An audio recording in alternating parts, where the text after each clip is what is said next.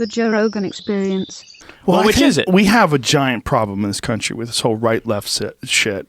You know, and this is what I was trying to say earlier when we were talking about the concept of classical liberals, because most people don't even know what the fuck that means. The idea behind it, I just think that to have groups of people that think in certain ways, the problem with ideologies, whether it's left-leaning or right-leaning, is it makes you automatically predisposed to ignore or to refute the concepts that are on the other side.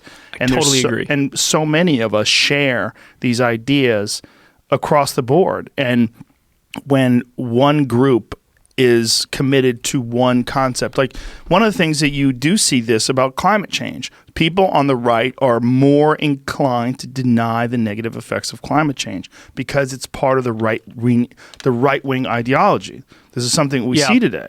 Right? We need to get, so you're right. But also, I would just advise people, don't get too lost in the noise, because we can think that that's something that's overwhelming and we can't defeat it. And we could also think that, you know, for example, the whole Russiagate thing on the Democratic side. Yes. That became such a fundamentalist religion, and you couldn't deviate from the line at all. It became something that was exciting.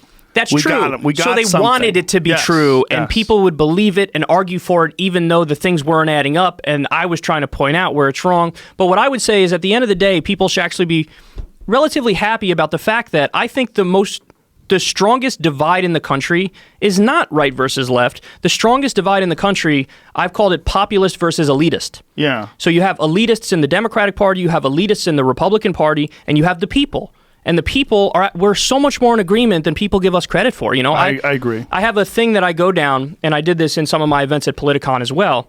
But people would be surprised, man. 80% of the country wants to raise the minimum wage. 58% of the country wants to have free college. Like I said, only 16% or so of the American people want to be involved in Iraq and Afghanistan and these terrible foreign wars. 62% of the country wants to legalize marijuana. I could sit here and ring off issue after issue. It's over 80% of the American people that want to get the money out of the political system and clean up the corruption. Do you think that this country has room for other parties? We're so ingrained in this idea of left versus right, Democrat versus Republican, and this is the choices that we've always had, with the occasional independent, the occasional, Ross Perot jumps into the race and throws a monkey wrench into everything. But other than that, or maybe to a minor extent, Gary Johnson. But do you think there's room for other parties at this juncture? So that's a great question. And what I would say is, first, let me give my personal take on it. My personal take is I 100% want that to be the case, because I prefer, in many ways, aspects of a parliamentary system to our system. And I like the idea of having multiple parties. I like the idea of having more choice.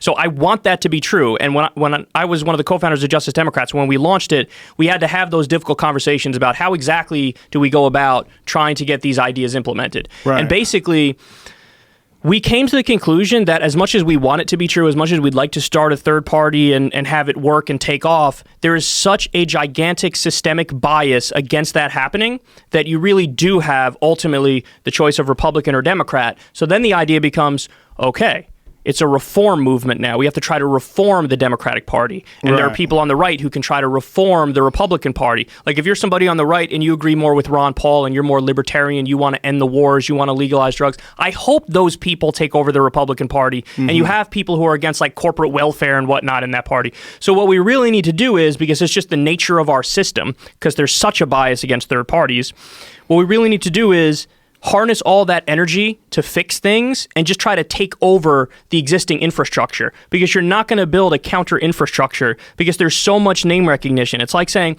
there's Democrat and there's Republican. Yeah, technically we could start up RC Cola and see if we could get a significant market share, but you're not going to do it. You're not going to do it. It's not going to work. So really, and again, I don't want this to be the answer, but just factually speaking, it is the answer, that we have to try to overtake the corrupt elements within the system and bring about change that way, because that's the only way I think it will really work. Well, the only way it's going to really work is if what you were talking about with voting on very specific issues, because most of the things that are problems are not benefiting people.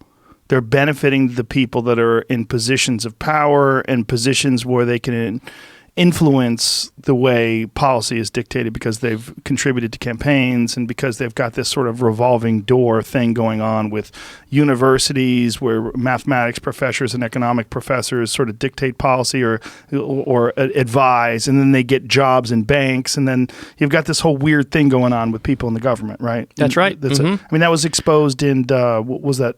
The Inside Job. Inside Job, which sure. is a fantastic documentary for people to understand the collapse. But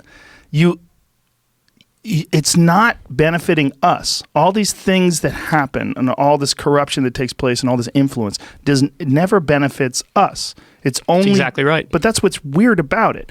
And if we got a chance to vote on most of these ideas instead of voting on politicians, and then the politicians implement these ideas to benefit themselves and benefit the special interest groups that got them into place, then things would be much better.